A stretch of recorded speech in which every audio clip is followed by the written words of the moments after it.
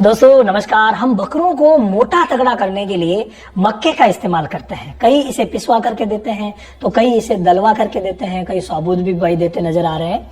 तो आज मैं एक ऐसा तरीका आपको बताने जा रहा हूं जिससे मक्के से आप अच्छी तरीके से वजन बढ़ा सकते हैं। देखिए, मक्का चाहे किसी भी तरीके से दें, कार्बोहाइड्रेट का बहुत अच्छा सोर्स है और इसको अगर आप संतुलित करना चाहते हैं, मतलब इससे वजन बढ़ाना चाहते हैं, तो इसके लिए पहला काम तो आप ये कर सकते हैं कि संतुलित मात्रा में दीजिए।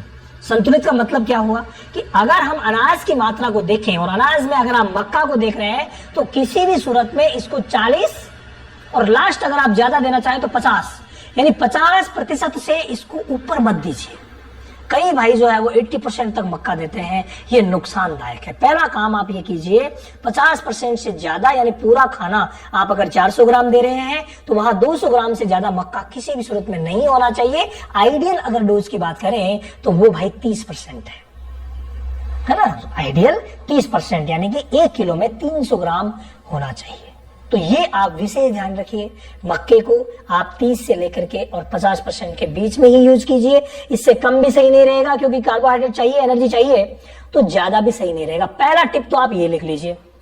नंबर 2 ये है कि जब भी आप मक्का खिलाते हैं ना, अगर आपने मीठा सोडा नहीं दिया, मीठा सोडा, सोडियम बाइकार्बोनेट, खाने वाला सोडा अगर आपने नहीं दिया तो भाई आपके बकरों की ग्रोथ नहीं होगी, उनका वजन नहीं बढ़ेगा। ये आप लिख के ले लीजिए, बहुत ज्यादा जरूरी चीज है। मात्र 10 ग्राम सप्ताह में 2-3 बार दे दीजिए। 10-10 ग्राम दे दीजिए।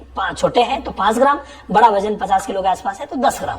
तो 5 से 10 ग्राम आप मीठा सोडा सप्ताह में 3-4 बार जरूर दीजिए। और अगर वो खाने में थोड़ा बहुत प्रॉब्लम कर रहा है तो आप रोज भी दे सकते हैं, मतलब डाइजेशन में अगर शिकायतें हैं ना, तो आप रोज भी मीठा सोडा दे सकते हैं। अगर आप मीठा सोडा दे देंगे तो भाई जो कार्बोहाइड्रेट से पीएच बिगड़ने वाली है ना, पीएच इसमें कम हो जाती है, रूमिनल एसिडोसिस डेवलप हो जाता है और उस एसिडोसिस की वजह से फिर लंगड़ा के चलना, भूख कम, ग्रोथ रुक जाती है। तो ये बहुत बड़ा फैक्टर है, इसको पूरा कीजिए और ये चीज जरूरी है। इसके अलावा जब भी आप मक्के से चाहते हैं कि मैं वजन बढ़ाऊं तो वहां सिर्फ मक्का नहीं चलेगा, सूखा चारा, हरा चारा ऐड करना ही पड़ेगा।